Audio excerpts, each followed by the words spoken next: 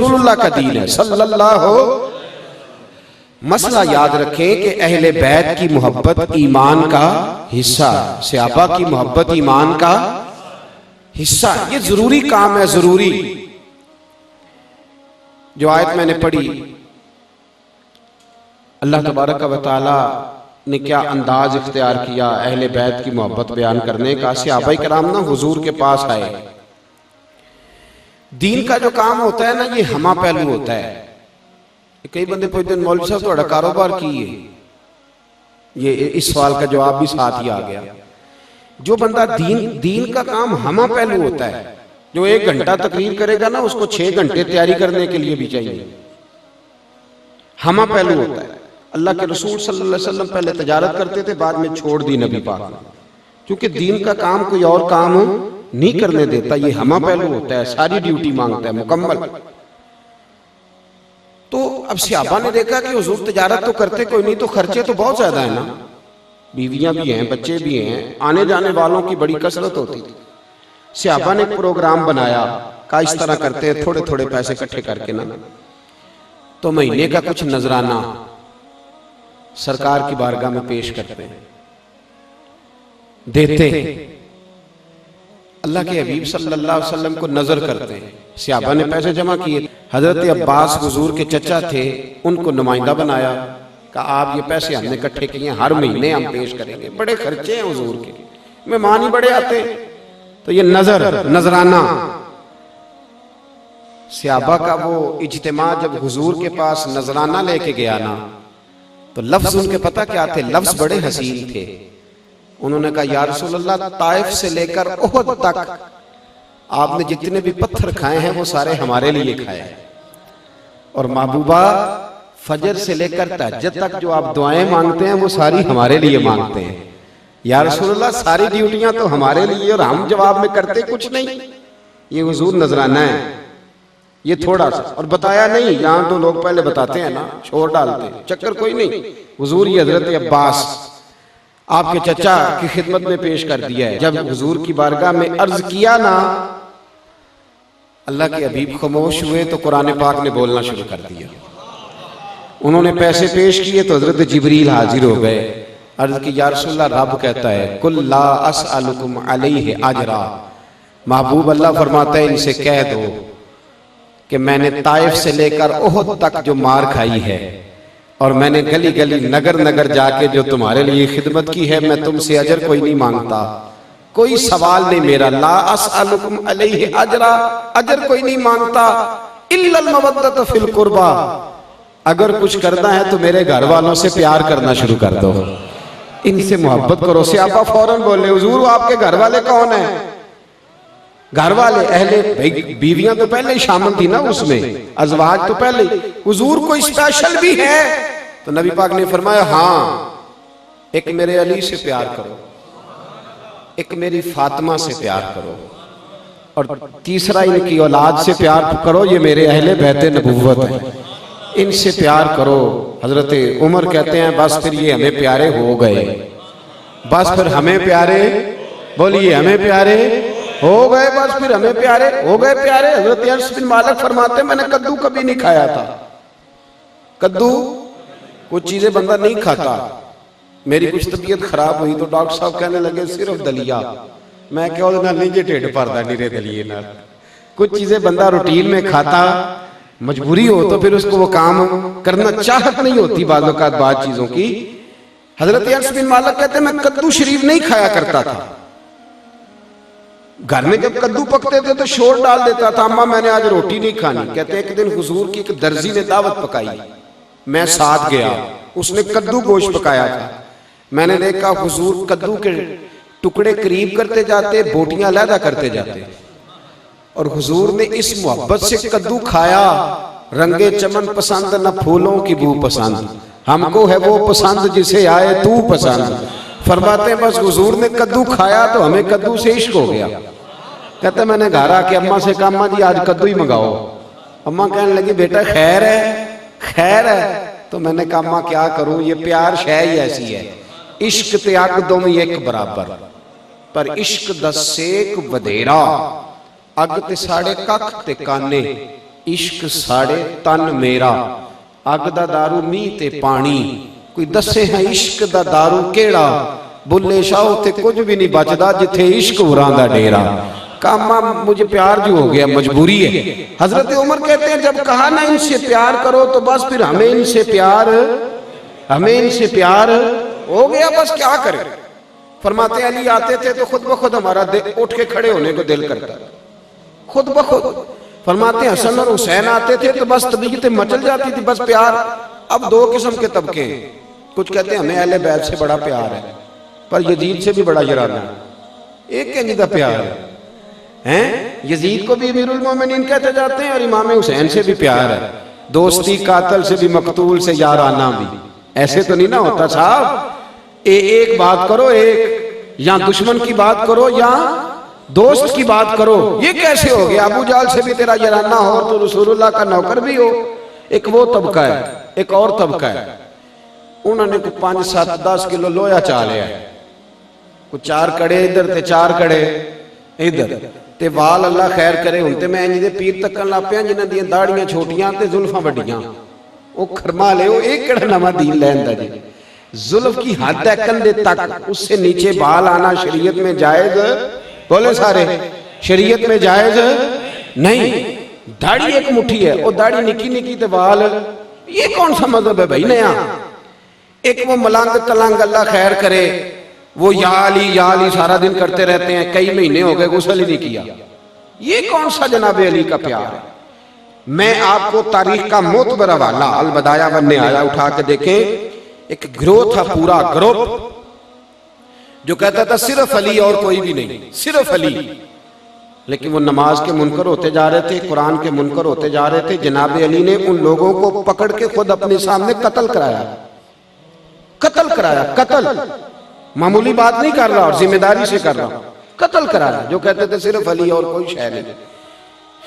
मलंग तलंग इकट्ठे हो गए, हमारी कौम को फूकों की बड़ी जरूरत है। कहने उतो मैनू फर्क पिया है, मैं उथे मुरीद हो गया। तो मैं कहा डॉक्टर के टीके ना भी फर्क पै गया, उथे क्यों नहीं मुरीद हो जाता, उधर भी हो जाना चाहिए था। वो खुदा के बंदे ना तो दीन देखता है, ना तो शरीयत देखता है, ना रसूलुल्लाह का फरमान देखता है, हर जगह ही तू हावी हो जाता है। अहले बैत नबुव्वत से असल प्यार उस शख्स का है, असल मोहब्बत वो करता है मेरे नबी के खानदान से जो हुजूर के खानदान के तरीके पे अमल करता है। जो नबी पाक के खानदान के जेड़ा 10 मुहर्रम वाले दिन देग भी पकाए। लेकिन ना इमाम हुसैन उठे थे यजीद के खिलाफ। क्यों? इमाम हुसैन फरमाते थे यजीद शराबी है, शराबी मुसलमानों का हुक्मरान बन सकता नहीं। यजीद जानी है, जो बदकारी करे वो मुसलमानों का हुक्मरान बन सकता नहीं।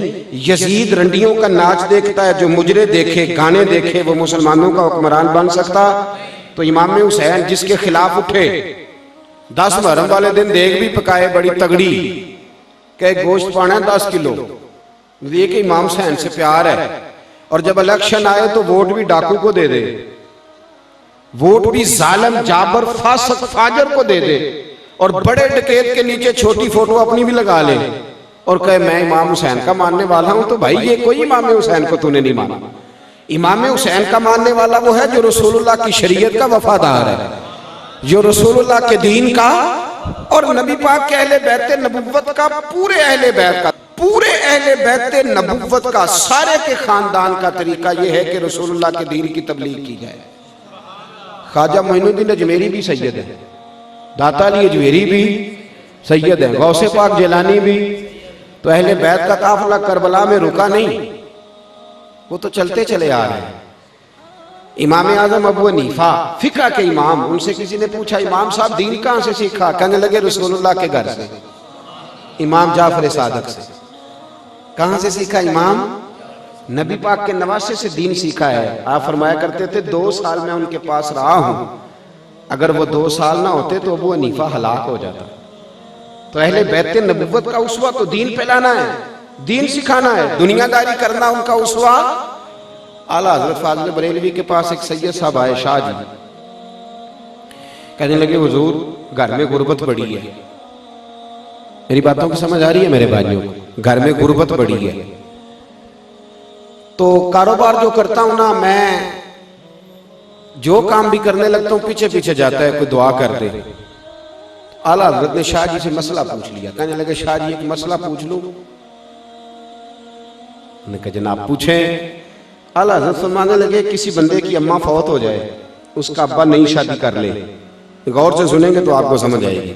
शाह जी से मसला पूछते हैं आला हजरत, कहते हैं किसी की अम्मा फौत हो जाए, अब्बा जी दूसरी शादी कर ले, फिर वो जिससे दूसरी शादी की उसको अगर अब्बा जी तलाक दे दे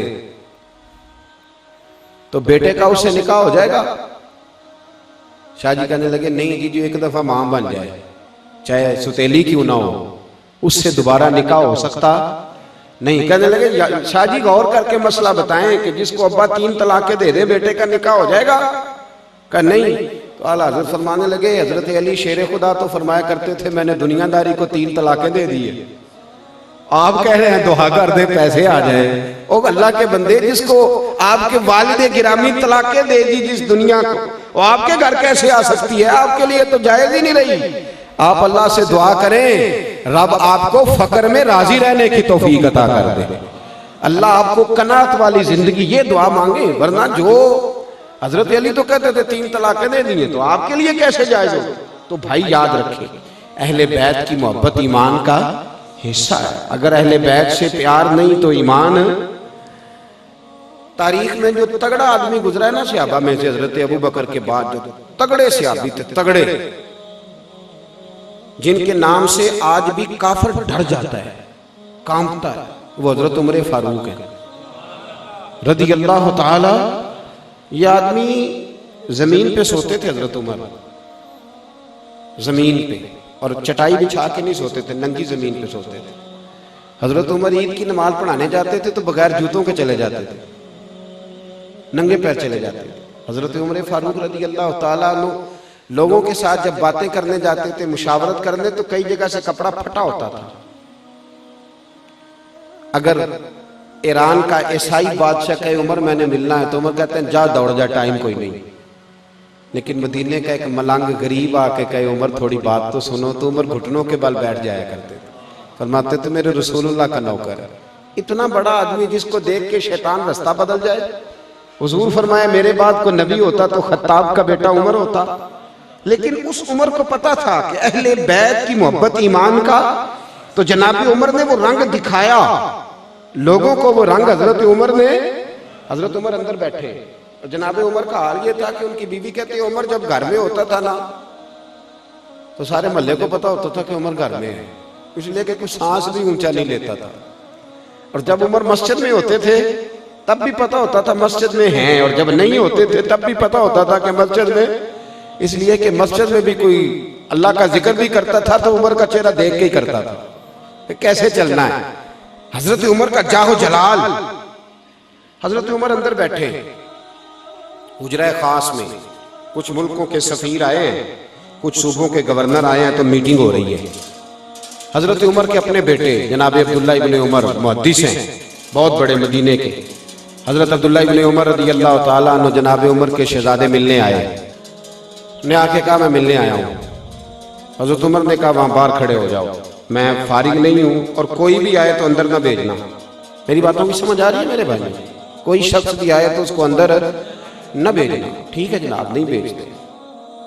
हजरत उमर की गुफ्तगू जारी है, मीटिंग जारी है, बातें हो रही हैं। हजरत अब्दुल्ला इब्ने उमर कहते हैं थोड़ी देर गुजरी तो इमाम हसन आ गए। तेरी नस्ल पाक में है बच्चा बच्चा नूर का, तू है ऐने नूर तेरा सब घराना नूर का। इमाम हसन आ गए। हजरत अब्दुल्ला इब्ने उमर को खड़े देखा, कहा अमीरुल मोमिनीन कहाँ है? कहा वो तो अंदर मीटिंग कर रहे हैं, और उन्होंने कहा था कि कोई आए तो अंदर ना भेजना।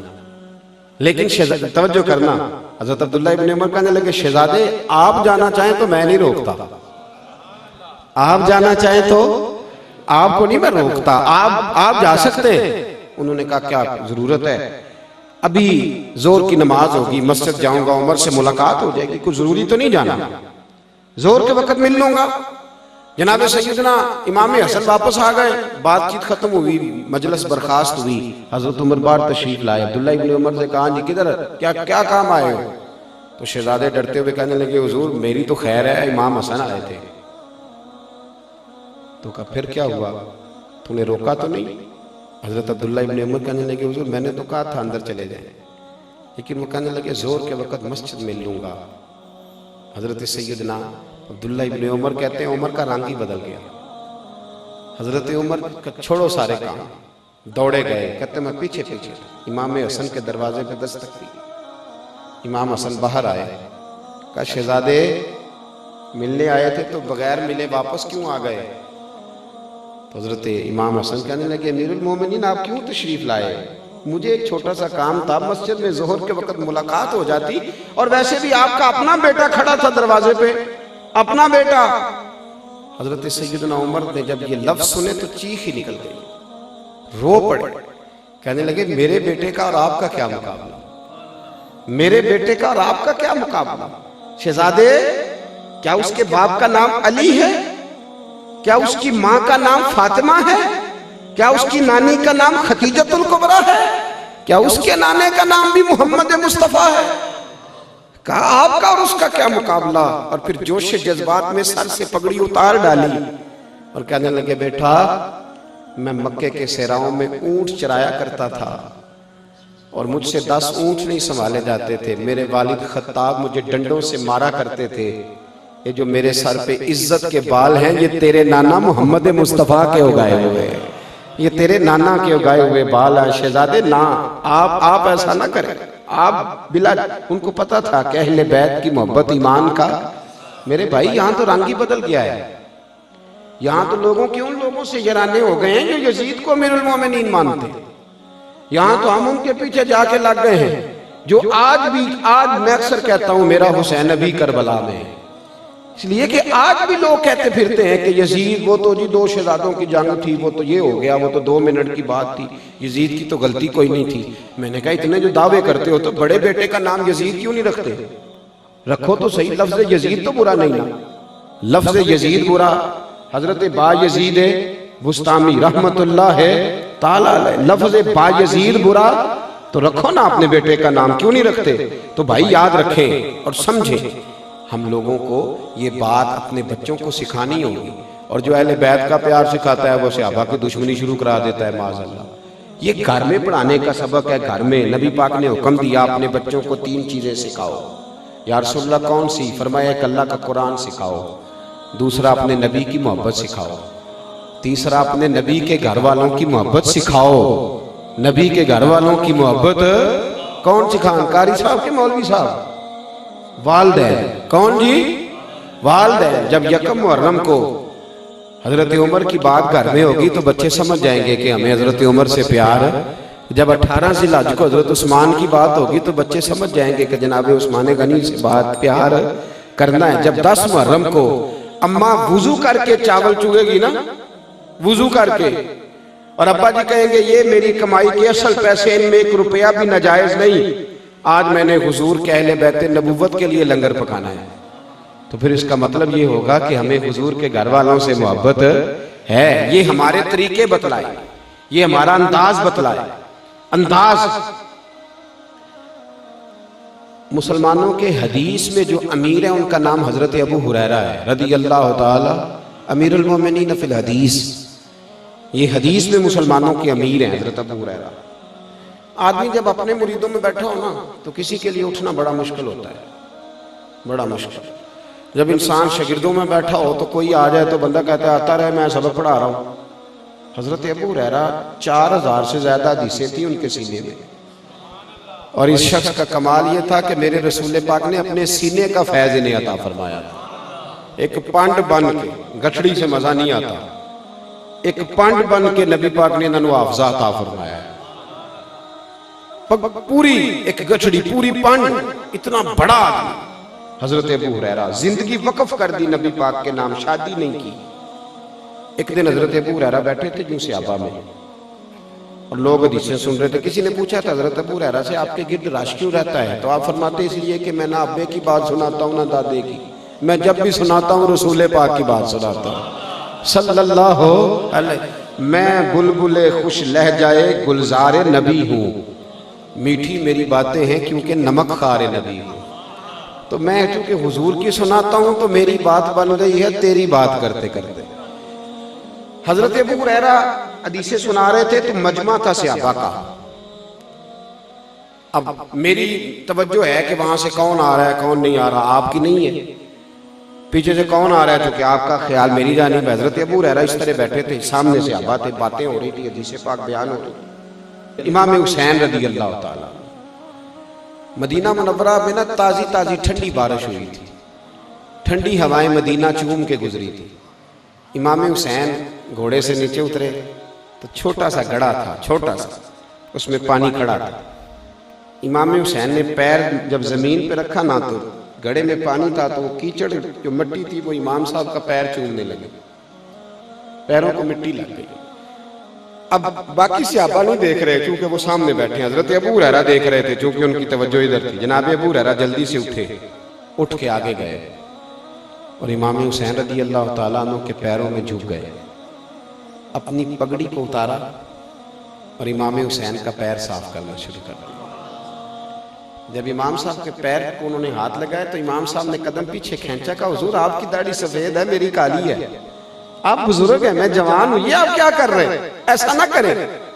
حضرت ابو ہریرہ نے زور سے پیر پکڑا، آنکھوں میں آنسو، پیر صاف کر رہے ہیں۔ کہتے ہیں جناب میں آپ کے کالے بال نہیں دیکھ رہا، میں تو آپ کی رگوں میں وہ خون دیکھ رہا ہوں جو میرے محمد عربی کا خون ہے، میں رسول اللہ صلی اللہ علیہ وسلم کے خون کا رنگ دیکھ رہا ہوں۔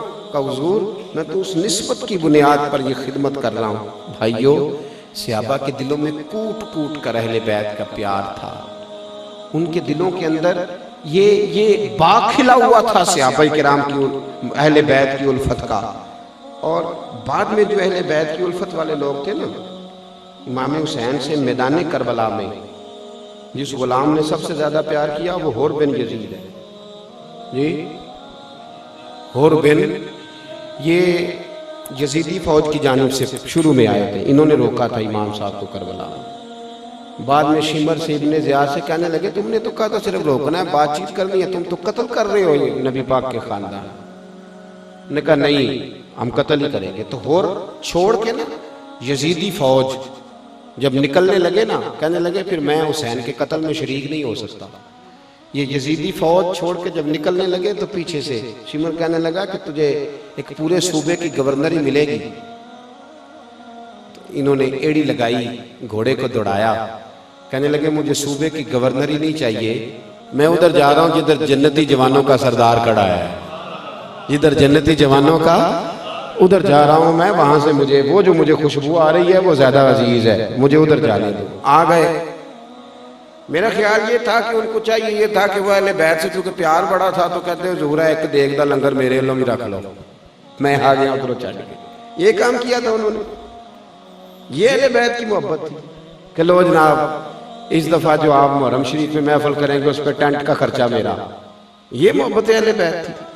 یہ محبت یہ تھی کہ یزید کو جو انہیں ایک گورنری، پوری گورنری کا لالچ دے رہا تھا، جب وہ اہل بیت نبوت کی خدمت میں حاضر ہوئے تو پھر انہوں نے مقابلہ کیا یزیدی فوج کا، پھر اس فوج کو کاٹا اور وہ شہید ہوئے۔ ان کا مزار ہے آج بھی کربلا میں، ان کا مزار ہے، انہوں نے کاٹا، جان دی۔ او بھائی شرابی کبابی بدکار کی سپورٹ کرنا اور 10 محرم پہ امام حسین کی یاد بھی منانا، نا ایسے نہیں ہوگا۔ ایک ہی گھر رہے گا، دو رنگی چھوڑ کے یک رنگ ہو جا، سراسر موم ہو جا یا سنگ ہو جا، ایک بات رہے گی، دو باتیں نہیں رہ سکتی، ایک بات۔ امام حسین کا اسوہ حسنہ سمجھے، انہوں نے میدان میں نکل کے للکارا ہے، اقبال کہتے ہیں نکل کر خانقاہوں سے ادا کر رسم شبیری، باہر نکل میدان میں آ۔ امام حسین سب سے بڑے آستانے پر موجود تھے اور دنیا کی سب سے بڑی خانقاہ پہ تشریف فرما تھے، اور امام علی مقام مسجد نبوی کے امام اور خطیب تھے۔ ان کو چاہیے تھا مجھے کیا ضرورت ہے، کسی بے ایمان کو حکومت کرتا ہے تو کرے، میری مسجد صحیح چل رہی ہے، مدرسہ صحیح چل رہا ہے، دور دراز سے پوری دنیا سے مدینے لوگ حاضری دینے آ رہے ہیں، مجھے کیا لگے۔ لیکن انہوں نے یہ کام انہوں نے چھوڑا، سارا کچھ چھوڑا، مدینہ چھوڑ کے نکلے۔ نانا تیرے کرم کے خزینے کی خیر ہو، میں جا رہا ہوں تیرے مدینے کی خیر ہو۔ نکلے سارا کچھ چھوڑ کے اور میدان میں نکل کے للکارا اور للکارا ان سب لوگوں کو جو دین کے خلاف نکلے تھے۔ بھائی صوفیاء کا یہی پیغام ہے، یہی پیغام یہی صوفیاء کا طرز زندگی ہے، یہی شہداء ہے۔ حضرت شہاب الدین غوری کہتے ہیں کہ مجھے خواب میں ایک سیاہ داڑھی والے بزرگ ملے اور کہنے لگے ہندوستان پہ حملہ کر، یہاں ہندو بڑا ظلم کر رہا ہے مسلمان پہ۔ کہتے ہیں میں نے کہا خواب ہے، میں سو گیا، 1 گھنٹے کے بعد پھر خواب آئی، سیاہ داڑھی والا شخص ہے، کہنے لگے حملہ کر، میں نے کہا خواب ہے۔ تیسرے دن پھر وہ بزرگ مجھے ملے تو کہنے لگے تو آتا ہے یا تیرا کوئی اور علاج کروں؟ کہتے ہیں میں نے کہا یہ اللہ کی طرف سے کوئی بندہ ہے جو مجھے پکار رہا ہے، گھوڑے پہ بیٹھا، فوجیں نہیں، یہاں کے حملہ کیا۔ کہتے ہیں جب میں لڑ رہا تھا تو میں نے ایک جوان کو دیکھا، اس نے سر پہ پگڑی باندھی ہے، کالی زلفیں، کالی داڑھی، اور ہماری وہ حمایت میں لڑ رہا ہے، اور سب سے زیادہ ہندوس نے قتل کیے، سب سے زیادہ مرہٹے سکھ اس نے مارے۔ اور جب جنگ ختم ہوئی تو ایک کچی مسجد کے اوپر میں نے اسی شخص کو زور کی اذان پڑھتے دیکھا۔ کہتے ہیں میں دوڑ کے گیا، وضو کر کے جو میں پہنچا تو وہی شخص جماعت بھی کرانے لگ گیا۔ کہتے ہیں نماز پڑھ کے میری طرف منہ کیا تو میں نے کہا خدا کے بندے یہ تو وہی ہے جو مجھے خواب میں ملا تھا۔ اور میں نے کہا اللہ کے بندے اپنا نام تو بتا، کون ہے تو؟ کہنے لگے چل چھوڑ، اللہ نے تجھے فتح دے دی، نام میں کیا رکھا ہے؟ میرے اعلیٰ حضرت فرماتے ہیں بے نشانوں کا نشان مٹتا نہیں، ہمارا مٹتے مٹتے بھی نام ہو ہی جائے گا۔ فرمایا تو نام چھوڑ، اس نے کہا نہیں حضور بتائیں تو صحیح، مجھے بلایا بھی، مدد بھی کی، آپ کون ہیں؟ تو آپ فرمانے لگے فقیر کو معین الدین اجمیری کہتے ہیں، فقیر کو معین الدین۔ ہم کوئی خانقاہ میں بیٹھ کے خالی اللہ اللہ کرنے والے نہیں، وقت آئے تو ہم بے ایمان کی آنکھوں میں آنکھیں ڈالنے کی طاقت بھی رکھتے ہیں۔ حضرت غوث اعظم جیلانی رضی اللہ تعالیٰ عنہ بغداد کے ایک صوبے میں ایک ظالم حکمران کو بادشاہ نے گورنر بنا دیا، ظالم آدمی کو۔ تو حضرت غوث اعظم کو خط لکھا کسی نے کہ وہ فلانا آدمی گورنر بن گیا ہے۔ حضرت غوث اعظم نے جمعہ پڑھاتے ہوئے اعلان کیا، فرمایا جمعہ ختم ہونے سے پہلے پہلے گورنر بدل دو، ورنہ جمعے کے بعد میں خود بدل دوں گا، میں خود بدل۔ ساد مشکل دی کنجی زارو ہاتھ مرداں دے آئی، تے مرد نظر کرے جس ویلے مشکل رہے نہ کائی۔ فرمایا تو بدلتا ہے کہ میں بدل دوں جمعے کے بعد؟ لوگ کہتے ہیں کہ گورنر نے جمعے سے ختم ہونے سے پہلے پہلے گورنر بدل دیا۔ میرے بھائی اپنے اندر ایمان کی غیرت پیدا کرے۔ یہ صوفیاء ہمیں درس کیا دیتے تھے؟ یہ درس کیا دیتے تھے؟ مجھے ہمارے دوست ہیں حاجی صاحب، وہ فرماتے ہیں کہ بابا جی رحمت اللہ علیہ کے پاس کوئی شخص پیسے لے کے آتا تو پھینک دیتے، کہتے تو بھی لے جا، تو بھی لے جا، تو بھی لے جا۔ ان لوگوں کا تو ان دولتوں سے وہ چکر ہی نہیں تھا، یہ تو لوگوں کو غیرت کا درس دیتے تھے۔ یہ جن چیزوں کی طرف لوگ بھاگ گئے ہیں نا اب، یہ تو میرے بھائی ہم نے اپنی روحانی موت کو دعوت دینی شروع کر دی۔ تو مال ہی مال رہ گیا ہے، باقی بچا کیا ہے؟ اتنی کاریں پیروں کے پاس گنی نہیں جاتی، اتنے اونچے بنگلے ہیں، لیکن جتنی فوج مریدوں کی ان درویشوں کے پاس ہوتی تھی اتنی اب ان کے پاس کوئی نہیں۔ اس لیے کہ جو چیز یہ چاہتے تھے وہ انہیں مل رہی ہے، نذرانے آ رہے ہیں، موجیں لگی ہوئی ہیں، سارے ہی تاج الفقراء ہیں، سارے ہی امام الاولیاء ہیں، سب کی پروازی اونچی ہے، لیکن بھائی یہ تو بتانا کہ تیرے چراغ سے چراغ کتنے روشن ہوئے، یہ تو بتانا کہ تیری آہ سحر گاہی سے کتنے لوگوں نے تہجد پڑھنی سیکھی، یہ تو بتانا کتنے لوگ تھے جو حرام چھوڑ گئے، یہ بھی بتا کتنے لوگ تھے جنہوں نے کہا بس بھائی آج کے بعد کوئی ایسا کام نہیں کریں گے جس سے اللہ رسول ناراض ہو، یہ بھی تو بتانا۔ تو میرے بھائی یاد رکھے اہل بیت کا پیار ایمان کا حصہ ہے، پر اہل بیت سے پیار کا مطلب نہ 10 محرم کو دیگ پکانا ہے، نہ کڑے ڈالنا ہے، نہ ڈھول بجانا ہے۔ اہل بیت سے پیار کا مطلب ہے ظالم کے سامنے ڈٹ جانا، دین کی بات ڈنکے کی چوٹ پہ کہنا، احقاق حق کے لیے ہر وقت تیار رہنا، اور ہوا کسی طرح کی بھی کیوں نہ ہو، کسی طرح کی۔ اقبال نے کہا تھا اگرچہ بت ہیں جماعت کی آستینوں میں، پر مجھے ہے حکم اذاں لا الہ الا اللہ، بہار ہو کہ خزاں لا الہ الا اللہ۔ وہ پھر ایک جگہ پہ اور کہتے ہیں ہوا کو تند و تیز ہے لیکن چراغ اپنا جلا رہا ہے، وہ مرد درویش حق نے جس کو عطا کیا ہے انداز خسروانہ، سر اٹھا کے جینا سیکھے۔ اور یہ بات اپنے دل کی تختی پہ لکھ لیں کہ امام زین العابدین سے لے کر آج تک اگر انقلاب آیا ہے تو ان خانقاہ والے بزرگوں کی وجہ سے آیا ہے۔ دہشت گرد کبھی بھی انقلاب لا سکتے، یہ سوال ہی نہیں پیدا ہوتا۔ اور میں بارہا کہہ چکا ہوں شہاب الدین غوری خواجہ معین الدین اجمیری کے غلام تھے، صلاح الدین نجوبی غوث اعظم کے مدرسے کے طالب علم تھے، 70,000 فوج تھی صلاح الدین ایوبی کی، جس میں 80% لوگ غوث اعظم کے ہاتھ پہ بیٹھ تھے۔ میں دلائل سے بات کروں گا اور میں حوالے پیش کروں گا۔ اور اورنگزیب عالمگیر نے دین کا کام کیا، فتاوی عالمگیری لکھوائی، اس کی وجہ یہ تھی کہ وہ ملا جیون کے مرید تھے۔ اور محمود غزنوی نے یہاں دین کا بول بالا کیا، اس کی وجہ یہ تھی کہ حضرت ابو الحسن خرقانی کے مرید تھے، ان کی بارگاہ میں بیٹھا کرتے ان کے ساتھ۔ اور محمود غزنوی کہتا ہے اس بابے نے مجھے متاثر بڑا کیا ہے۔ کیوں؟ کہنے لگے بابا پرواہ ہی نہیں کرتا کسی کی بھی۔ میں بات ختم کر رہا تھا پر بات آ گئی تو ایک بات کرتا جاؤں۔ محمود غزنوی کہتے ہیں کہ سومناتھ کے مندر فتح کر رہا تھا تو فتح نہیں ہوتی، تو میں نے کہا چلو بابے سے دعا ہی کرا لوں۔ میں حضرت ابو الحسن خرقانی سے دعا کرانے چلا گیا تو بابا جی بیٹھے تھے مریدوں کے پاس، تو سر میں خارش ہو رہی تھی۔ اس طرح کا تو ماحول تھا ہی نہ ان کا، کہ بس جب باہر نکلنا ہے تو پھر پورا ماحول اور طرح کا کہ جچے ہر چیز۔ تو کہتے ہیں ایسے ہی مریدوں کے بیچ ہی انہوں نے نا سر سے پگڑی اتاری تو مرید سے کہنے لگے وہ کہ جمعہ تو نہیں پہ گئے، جیسے ہوتے ہیں یہ ویسے ہی دکھتے ہیں۔ ذرا دیکھنا تو مرید کیوں دیکھ رہا ہے، تلاش کر رہا ہے۔ ادھر سے محمود غزنوی دعا کرانے آ گیا۔ اب وہ بابا جی کا سر نیچے تھا، مرید جوں تلاش کر رہا تھا، وہ جیسے اندر داخل ہوا نا محمود غزنوی تو مرید کہنے لگا اوئے ہوئے بادشاہ جو آ گیا، اوئے ہوئے۔ تو بابا جی کہنے لگے کیا ہوا ہے؟